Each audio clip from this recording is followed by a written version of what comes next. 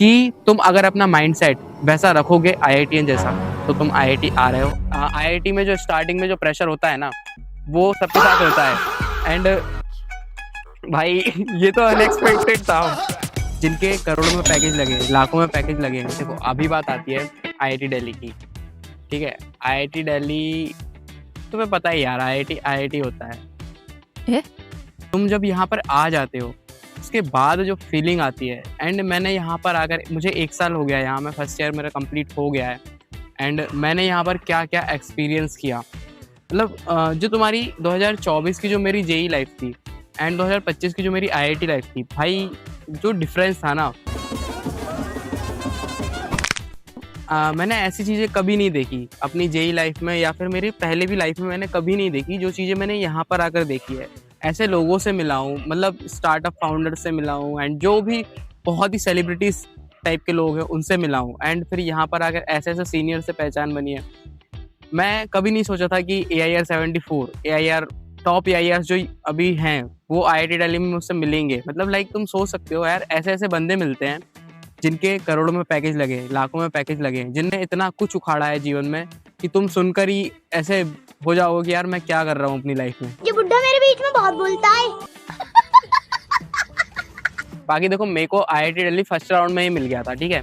तो मुझे इतना तो पता था कि अगर दूसरे राउंड में मुझे, या तीसरे राउंड में, या चौथे जो भी आगे राउंड्स होने वाले हैं, उनमें अगर मुझे कोई सीट नहीं मिलती है तो फिर मैं आईआईटी दिल्ली जा रहा हूँ। अनफॉर्चुनेटली मुझे कोई सीट नहीं मिलती है दूसरी आईआईटी या एनआईटीज में। एंड वैसे तो एनआईटीज मैंने ऊपर डाली ही नहीं थी, गजब बेइज्जती है। बट मुझे दूसरी आईआईटीज में भी कोई सीट नहीं मिलती है, तो फिर मैं आ जाता हूँ आईआईटी दिल्ली। एंड कहानी स्टार्ट हुई थी मेरी 15 जुलाई से। उस टाइम पे मुझे पता चल चुका था कि हाँ मुझे ये सीट मिल चुकी है। एंड उसके बाद ना तुम्हें एक मेल आता है कि तुम्हें आईआईटी दिल्ली में ये वाला हॉस्टल अलॉट किया गया है, ठीक है। वो मेल मुझे शायद 16 तारीख को आ गया था। एंड मुझे उसके लिए फ़ीस भी सबमिट करनी थी, क्योंकि तुम्हें बताना होता है कि हाँ तुम जो है ये वाली सीट ऑक्यूपाई करने वाले हो, एंड तुम हॉस्टल में मतलब रहने वाले हो, तो तुम्हें फ़ीस सबमिट करनी होती है। एंड वो कुछ 60,000 रुपये होती है, ठीक है। वो मेल जो है 16 तारीख को आ गया था। मैं वो मेल देखता हूँ 17 तारीख की रात में, शायद शाम हो रही थी, 6-7 बज रहे थे, ठीक है। और 18 तारीख उसकी फ़ीस भरने की लास्ट डेट थी। मेरे पास सिर्फ 4 घंटे थे, मुझे जो भी तो पैसे वगैरह अरेंज करने थे, एंड फिर वो सब फीस भरना था। तो मैंने जैसे तैसे जो भी था फीस वगैरह अरेंज की, एंड मैंने सबमिट किया। फिर 22 तारीख को फिजिकल रिपोर्टिंग थी, 22 जुलाई को। And physical reporting is like तुम्हें डॉक्यूमेंट सबमिट करना है, एंड तुम्हें सबसे पहले, मतलब बहुत ही पहली बार जो है तुम्हें आईआईटी दिल्ली आने का मौका मिल रहा है। तुम पहली बार आईआईटी दिल्ली में एंटर करोगे, कैंपस देखोगे, एंड सबसे बड़ी मेन थिंग वो जो आईआईटी वाली बिल्डिंग है उसके साथ फ़ोटो खिंचाओगे। मैं भी बहुत एक्साइटमेंट में था कि भाई मैं पहली बार दिल्ली आ रहा हूँ यार। मतलब मैं कभी छोटे शहर से बाहर निकला नहीं हूँ। एंड उसके बाद दिल्ली तो ठीक है, दूसरी बात आईआईटी आ रहा हूँ। एंड मेरे घर वालों ने भी कभी ऐसा कैंपस देखा नहीं था, बहुत बड़ा कैंपस है। एंड जब मैं यहाँ पर दिल्ली में उतरा तो मैं हज़रत निज़ामुद्दीन स्टेशन पर उतरा हूँ, एंड वहाँ से फिर हम लोग ऑटो वगैरह कर लेते हैं। एंड ऑटो से जब मैं अपने मतलब वही रोड पर आ रहा था, मुझे ऊपर लिखा हुआ दिखता है आईआईटी। एंड मैं भाई उसको ही देखकर इतना खुश हो जाता हूँ कि यार आईआईटी, भाई मतलब समझ जाओ यार। और फिर मुझे तो नहीं पता था ना कि कब जो है आईआईटी का गेट आ जाएगा। मैं बस देख रहा हूँ आइट साइड रोड अच्छे, मतलब पूरा डेवलप सिटी देख रहा हूँ, ठीक है। एंड उसके बाद फिर थोड़ी देर बाद ही जो है वो आईआईटी का मेन गेट आ जाता है। एंड मैं जल्दी जल्दी कैमरा खोल रहा हूँ भाई कि जल्दी से वीडियो बनाना है। एंड मैंने कैमरा खोला बट वीडियो नहीं बनी, ठीक है। मैं जैसे ही अंदर घुसा, भाई मतलब जो चीज़ें तुम कैंपस मतलब पहले वीडियोस में देखते थे कि आइट साइड जो है बहुत सारे पेड़ लगे हुए हैं, एंड बहुत ही अच्छा रोड बना हुआ है, एंड बहुत बड़ा कैंपस है, बड़ी बड़ी बिल्डिंग है, एंड बच्चे साइकिल चलाकर जा रहे हैं। मैं जब ना तैयारी कर रहा था तो मैंने आईआईटी बॉम्बे की वीडियो देखी थी। उसमें बहुत सारे बच्चे अपने पेपर देने जा रहे थे, एग्जाम देने जा रहे थे साइकिल से।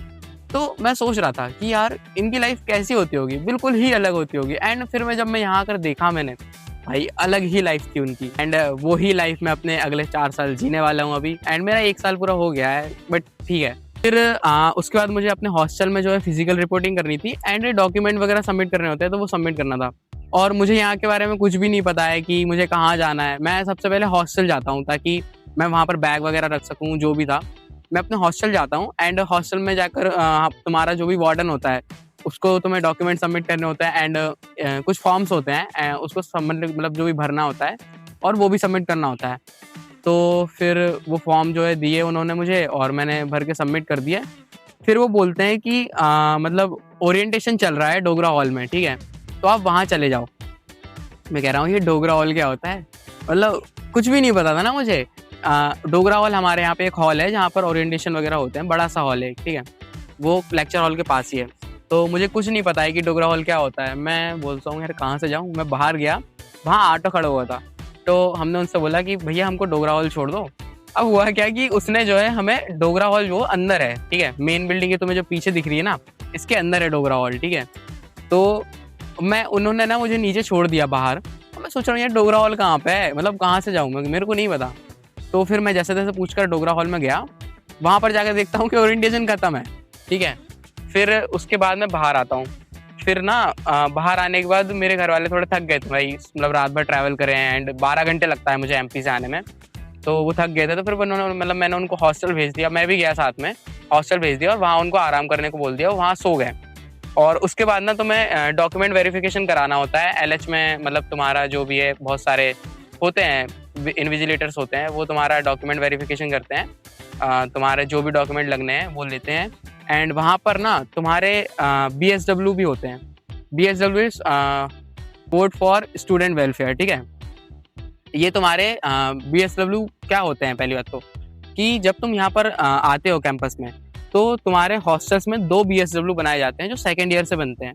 BSW रैप्स होते हैं, रिप्रेजेंटेटिव्स होते हैं। एंड क्या होता है कि यहाँ पर आकर बहुत सारी प्रोसेसेस होती हैं, ठीक है।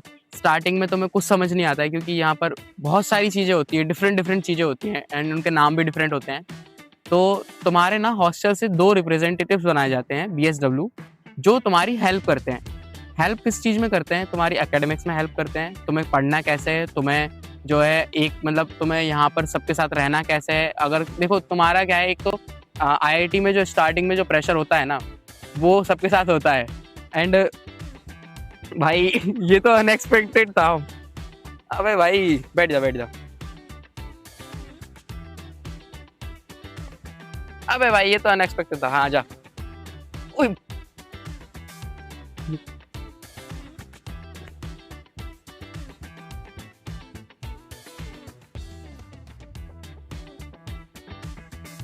मैं सभी चीज़ें बता दे, तुम्हें करना कैसा है, तुम्हें जो भी टेस्ट वगैरह तुम्हारे होंगे, ठीक है, तुम्हें कहाँ से पढ़ना है, ठीक है। उसके बाद तुम्हें मतलब सीनियर्स से ना 1 महीने तक तुम्हारे ऊपर कर्फ्यू लगाया जाता है। तुम किसी भी सीनियर से बात नहीं कर सकते हो क्योंकि स्टार्टिंग में वो चाहते हैं कि तुम अपने फर्स्ट ईयर वाले जो तुम्हारे बच्चे आए हुए हैं उनसे बात करो, उनसे दोस्ती करो, ठीक है, और उन्हीं से जो है थोड़े ज़्यादा बॉन्ड बनाओ क्योंकि तुम्हें उनके साथ ज़्यादा रहना है। तो 1 महीने तक तुम्हारे ऊपर कर्फ्यू लगा होता है एंड तुम्हारे ऐसा भी होता है कि तुम्हें 1 महीने तक ज़्यादा बाहर नहीं जाने दिया जाता है। कैंपस में भी थोड़ी सी रिस्ट्रिक्शंस होती हैं, ठीक है। एंड तुम्हें रात में 10-11 बजे के अंदर जो है हॉस्टल्स में आना होता है, सभी को, बॉयज़ एंड गर्ल्स सभी के लिए होता है ये चीज़, ठीक है। एंड जैसे ही तुम्हारा 1 मंथ हो जाता है, 1 मंथ तक तो तुम जो है मैच्योर हो जाते हो, तुम्हें पता चल जाती है चीज़ें तुम्हारे साथ क्या हो रही हैं, ये सब हो जाता है। उसके बाद फिर तुम्हारे ऊपर से पूरे कर्फ्यू हटा दिए जाते हैं एंड तुम्हें दूसरे हॉस्टल्स के दोस्तों से मिलाया जा रहा होता है, बच्चों से मिलाया जा रहा होता है, गर्ल्स हॉस्टल से ही मिलाया जा रहा होता है, ठीक है। एंड तुम्हारी जो है बहुत सारे फिर इवेंट्स चालू हो जाते हैं। 1 महीने तक कोई इवेंट नहीं होता है, उसके बाद जो इवेंट्स चालू होते हैं वो भाई तुम्हारे पूरे फर्स्ट ईयर नहीं रुकते हैं, ठीक है। फर्स्ट ईयर क्या, जिसका भी जो भी हुआ मतलब नहीं रुकते भाई, इवेंट्स चलते रहते हैं, ठीक है। तो तुम्हारा 1 मंथ हो जाता है एंड उसके बाद भाई बहुत सारी चीज़ें होती हैं। तुम्हारी जो है दूसरे हॉस्टल्स की एंटी चेयरिंग हो रही होती है, उसकी शायद वीडियोस मेरे पास होंगी तो मैं लगाता हूँ अभी, ठीक है। एंड तुम्हें जो है दूसरे हॉस्टल्स की एंटी चेयरिंग ऐसा करना होता है कि तुम्हें उसको कुछ कुछ बनाना है कि तुम्हारा हॉस्टल ख़राब है, ऐसा करके कुछ बनाना है। एंड तुम्हें वो सब पूरे तुम्हारे हॉस्टल के बच्चे चिल्ला रहे होते हैं, एक जो सामने होता है बंदा वो पहले चिल्लाता है, फिर पीछे सब चिल्लाते हैं। लाइक ऐसा ही कि तुमने पॉलिटिक्स में देखा होगा, भाई पड़ गई मेरी, तुमने पॉलिटिक्स में देखा होगा एंड वैसे ही कुछ होता है यहाँ पर भी। भाई यहाँ पर बहुत सारे कुत्ते आ गए यार, ठीक है। तो ये सीन होता है एंड उसके बाद ना तुम्हारे मीटिंग्स हो रही होती हैं। उसके बाद तो भाई इवेंट्स आते रहते हैं एंड फिर तुम्हारे जो भी है यहाँ पर जो है तुम्हारा सिस्टम होता है, एकेडमिक सिस्टम होता है, तुम्हारे क्विजेस होते हैं, तुम्हारे माइनर्स जो कि मिड सेम एग्जाम होता है एंड तुम्हारा एंड सेम एग्जाम होता है, ठीक है, उसको मेजर्स बोलते हैं। एंड फिर यही सब चलता रहता है एंड तुम्हारा बहुत सारे इवेंट्स चलते हैं, तुम्हारे बहुत सारे क्लब्स होते हैं, ड्रामा क्लब, डांस क्लब, तुम्हारा डैप क्लब होता है, तुम्हें डिबेटिंग करनी है या फिर तुम्हें क्विजिंग करनी है या फिर तुम्हें फैक में जाना है, तुम्हें पेंटिंग्स पसंद है, तुम्हें कलर्स पसंद है, तो तुम वो भी कर सकते हो। एंड यहाँ पर बहुत सारे जिम वगैरह होता है, तुम्हारे जिम वगैरह खुल जाते हैं, ठीक है, और तुम्हारी बाकी सीनियर से भी दोस्ती हो जाती है। एंड अगर तुम अपने सीनियर से कुछ ज़्यादा अच्छी दोस्ती बना लेते हो, ठीक है, तो उसके बाद ना तुम्हारी पर्सनल रैगिंग ली जाती है एज अ फ्रेंड, ठीक है। मैं तुम्हें बताता हूँ, मेरी रैगिंग नहीं ली गई थी, ठीक है, मेरी रैगिंग नहीं ली गई थी, बट मेरे जो कुछ सीनियर्स थे 2-3, वो मुझे बहुत ही अच्छे सीनियर्स थे, मैं लाइक उनसे बहुत ही कनेक्ट हो चुका था, ठीक है।